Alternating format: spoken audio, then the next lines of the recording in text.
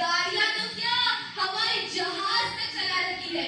एक और जिंदा मिसाल, दुनिया के सबसे आला ओहदे पर श्रीमती मुर्मू जी पर विराजमान है। क्या आप इस हकीकत को झुठला सकती हैं? बताइए। मेरी मुखालिफिन ये भी कह रही है कि टेक्नोलॉजी से फायदा नहीं हो रहा, लेकिन मैं आपको बताती हूँ कि अगर टेक्नोलॉजी ना होती तो कोविड-19 की मुद्दत के दौरान क्या तुलबा पढ़ पाते? क्या 2 मिनटों की लेनदेन मुमकिन हो सकती? क्या बैरूनी ममालिक से राब्ता मुमकिन हो सकता? नहीं ना। फिर आप क्यों कर कह सकती है कि टेक्नोलॉजी से फायदा नहीं हो रहा? मेरी बहन कह रही है कि नई तामीरात नहीं हो रही। Bandra stealing bridge, statue of unity, क्या आप भूल गई? क्या आपने नहीं देखी? ये क्या ब्रिटिश के जमाने की इमारतें हैं? बताइए। बदल जाओ वक्त के साथ या वक्त बदलना सीखो। बदल जाओ वक्त के साथ या वक्त बदलना सीखो। मजबूरियों को मत कोसो, हर हाल में चलना सीखो। मेरी बहनें अब हर बात पर सिर्फ मनफी अंदाज में ही सोच रही है। ऐसी सोच से सिर्फ निगेटिविटी ही तो फैलेगी। जरा मस्बत सोच कर तो देखिए, बेहतरी खुद ब खुद होती जाएगी। कल न हो आज का ऐसा आज बना लो, कल न हो आज का ऐसा आज बना लो, सूखे समंदरों में भी चले ऐसा जहाज बना लो। कांटे तो कांटे होते हैं, उनका नाम नहीं होता। कांटे तो कांटे होते हैं, उनका नाम नहीं होता। पहचान बनानी है तो फूलों सा मिजाज बना लो। लिहाजा मैं अब भी अपनी बात पर मजबूती से डटी हूँ कि हमने पाया, बहुत कुछ पाया है। शुक्रिया। थैंक यू फातिमा, आपने आपकी बात को कंक्लूड किया। रोजमी,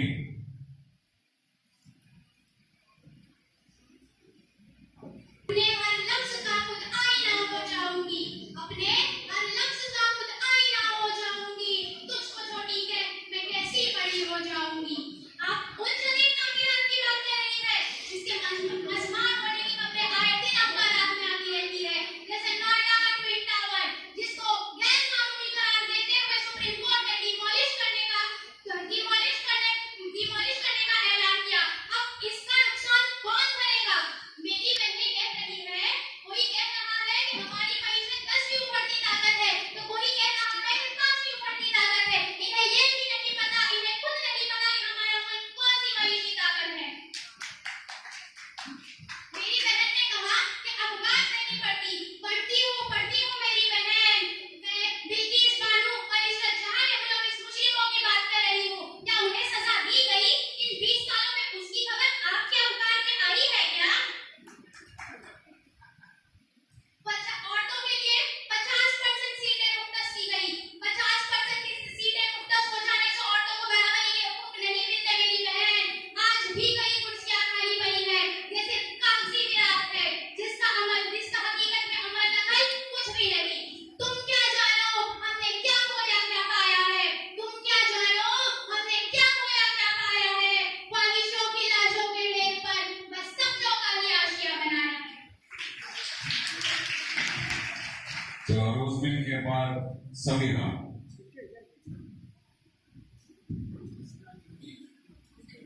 असर करे ना करे सुन तो ले मेरी फरियाद।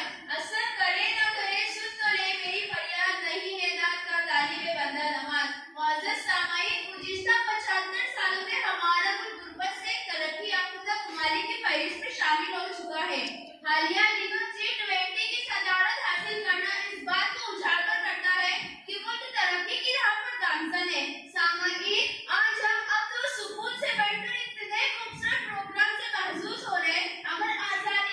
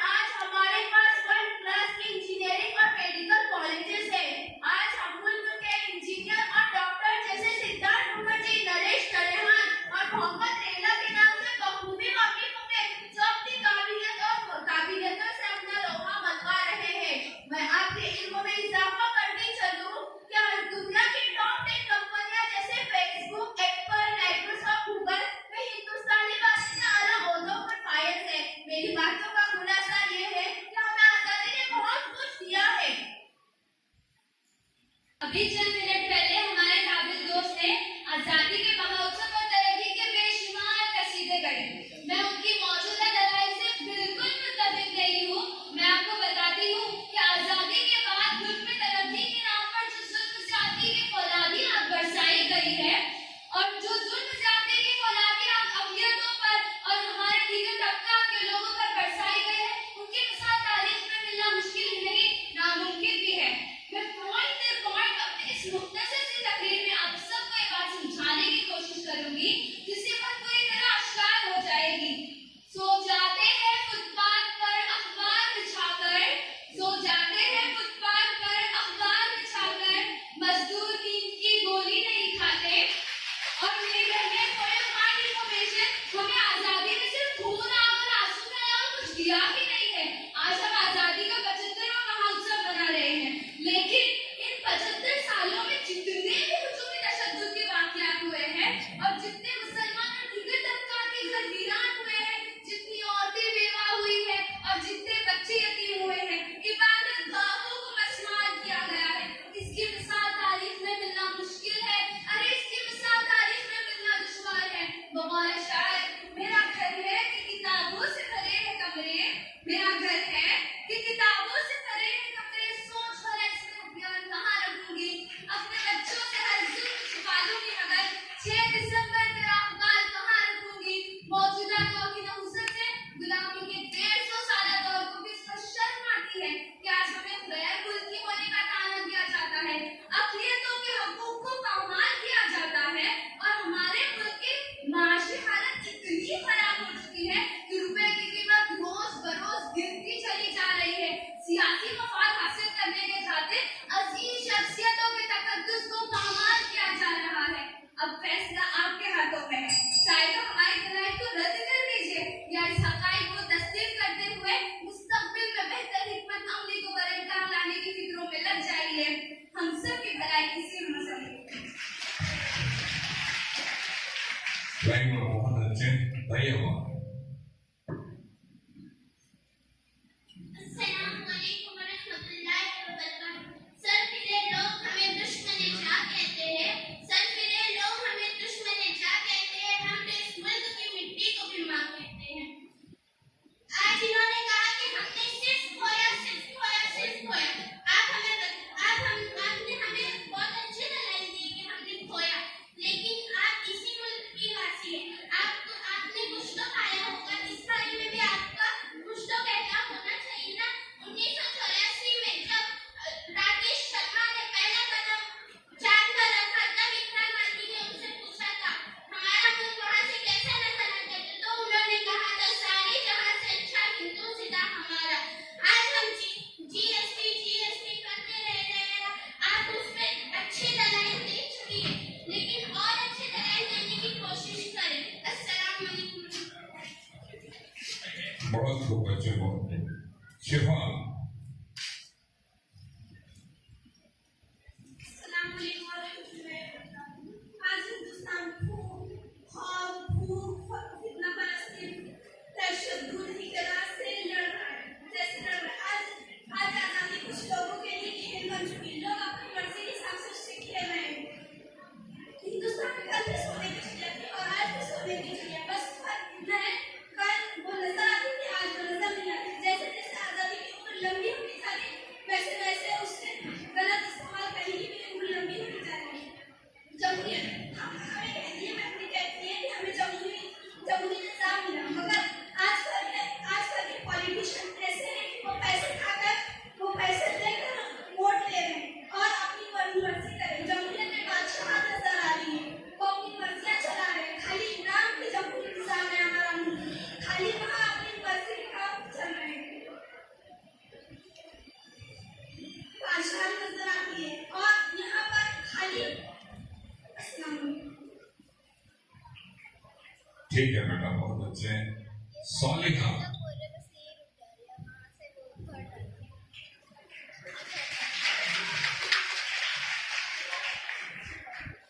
हाज़रीन, हर चीज के तोड़ू होते हैं, किसी एक ही रुख को देखना और उसी को बयान करना कहाँ की अक्लमंदी है।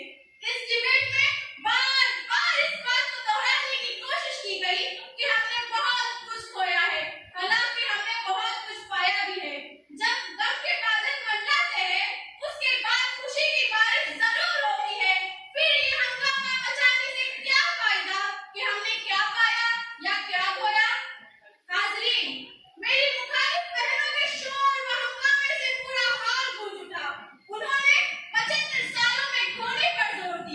हालांकि मैंने दलाइल के साथ में समझाने की कोशिश की कि हमने बहुत कुछ पाया है, लेकिन इसी के साथ मैं इस बात की भी वजाहत करती हूँ कि हमने बहुत कुछ खोया जरूर है, लेकिन खोना और पाना यही तो जिंदगी है। मुझे आप कोई एक मुल्क ऐसा बताओ जो बुलंदबांग ऐलान करता हो कि हमने सिर्फ और सिर्फ पाया है। जनाब जज, मैं बुलंदबांग ऐलान करती हूँ कि हमने कुछ पाया है और कुछ खोया है, लेकिन खोने और पाने का दोना होकर कुछ नहीं होगा, बल्कि जो पाया है उसे खोना नहीं है, और जो खोया है उस पर आंसू बहाने की बजाय उसे पाने की कोशिश करनी है। वरना रोज रोज डिबेट होंगे, रोज रोज रैलियां निकाली जाएगी, रोज रोज नए हंगामे बर्पा किए जाएंगे, जिसका नतीजा माकूल हल ना निकलने की वजह से समाज दुश्मन फायदा उठाएंगे और हम चाल चलते रह जाएंगे। फिर क्यों सबा की न हो रफ्तार गलत, क्यों सबा की न हो रफ्तार गलत, कुल गलत कोचे गलत खाल गलत, वक्त पलट देना भी साथे हस्ती, वक्त पलट देना भी साथे हस्ती, चाल हम चल रहे हर बार गलत। बहुत देर से लेना बहुत को आमीना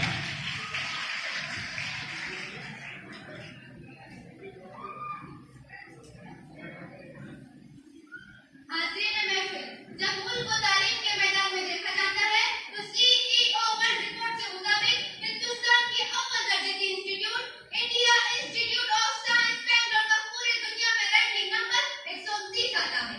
IIT बॉम्बे का रैंकिंग नंबर 176 आता है। बस इतना ही नहीं, बल्कि IIT दिल्ली का रैंकिंग नंबर 154 आता है।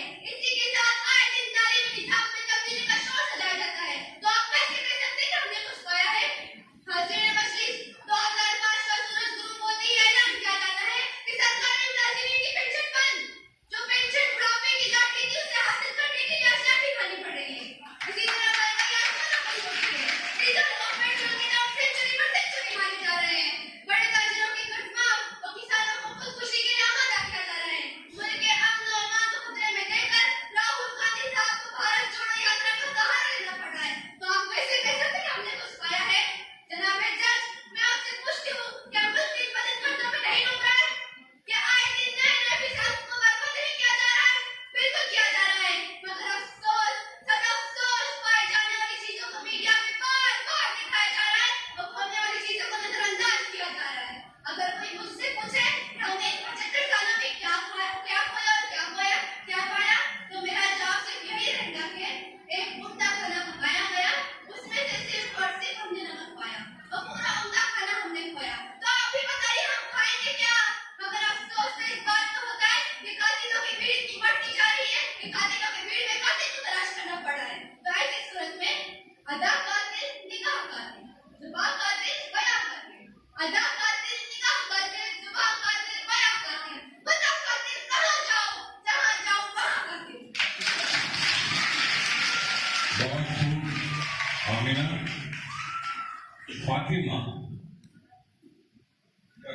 सर हुसैन अस्सलामुअलैकुम वरहमतुल्लाहि वबरकातुहू। घर देनी पड़ी जान भी वतन की खातिर एक रूह उसको कतराएंगे ना कि एक फर्ज है हम पर। ये जो बेखौफ आजाद जिंदगी जी रहे हैं, ये मेरे वतन का ही तो कर्ज है हम पर। जी हाँ सामीन, इन 75 सालों में हिंदुस्तान ने तरक्कियों के नए आसमानों को छुआ है। आजादी के वक्त हम सिर्फ 34 करोड़ थे, आज हम 137 करोड़ से भी ज्यादा है। यही नहीं, उस वक्त आम आदमी की सालाना आमदनी 275 रुपए थी, आज 1,26,000 से भी ज्यादा बढ़ गई है। किसी भी मुल्क की माशियत कैसी है ये जांचने का आला GDP यानी ग्रॉस डोमेस्टिक प्रोडक्ट। इन 75 सालों में हमारी GDP 50 गुना बढ़ गई है। जी हाँ सामीन, मदीन अजीज ने हेल्थ इंफ्रास्ट्रक्चर में नई बुलंदियां हासिल की है। जी हाँ अजीज, वतन अजीज में आजादी से पहले जहाँ सिर्फ 30 मेडिकल कॉलेज थे, आज 612 कॉलेजेस है। यही 612 कॉलेजेस है।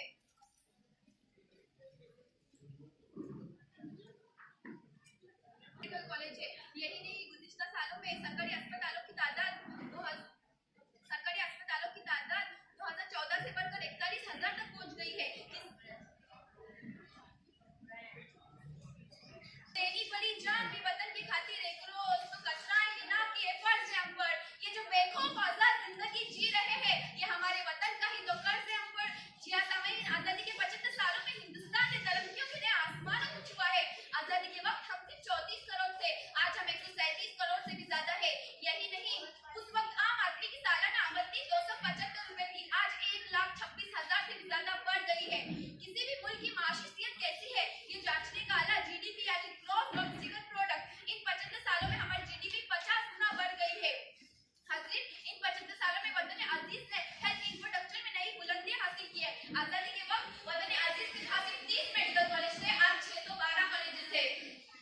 112 कॉलेजेस थे।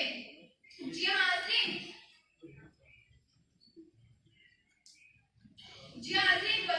इन 75 सालों में हिंदुस्तान ने कई बीमारियों पर काबू पाया है, जैसे dengue, malaria, swine flu, bird flu और कोरोना जैसी खौफनाक बीमारियों पर काबू पाया है। हाज़रीन, आजादी के वक्त जी हाँ हाज़रीन, खौफनाक बीमारियों पर काबू पाया है। मुफ्त की वैक्सीनेशन फराहम की गई और सेहतमंद भारत की बुनियाद रखी गई। जिंदगी की असली उड़ान अभी बाकी है, जिंदगी के कई इम्तिहान अभी बाकी है। अभी तो नापी है अपने घुटने पर जमीन, अभी तो सारा आसमान बाकी है। खुदा इज्जत-ए-नफ्स किसी शख्स की महफूज नहीं, इज्जत-ए-नफ्स किसी शख्स की महफूज नहीं। अब तो अपने ही निगहबानों से डर लगता है।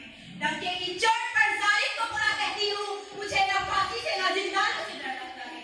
हाज़रीन, क्या हम इस बात की मुद्दा हो सकते हैं कि आजादी की 75 साल तारीख ने हमें माशियात में मसावत के वो दौर दिखाए हैं जिन्हें बयान करते हुए कलेजा मुंह को आता है।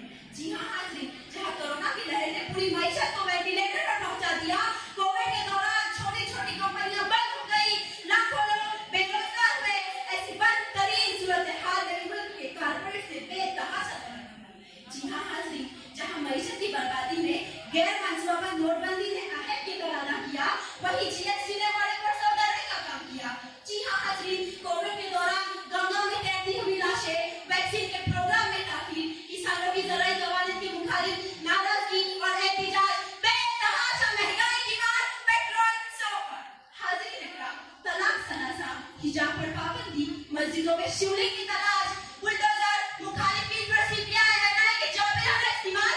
एक तरफ बेटी बचाओ बेटी पढ़ाओ का नारा बुलंद किया जाता है, तो दूसरी तरफ ब्रिटिश वालों के गुनहगारों को आजादी दी जाती है। जी हाँ हाज़रीन, इस आजादी के इस अमृत काल में खाने पर पाबंदी, बोलने पर तहसीलें, पाँव में आज भी खराबी की जंजीरें।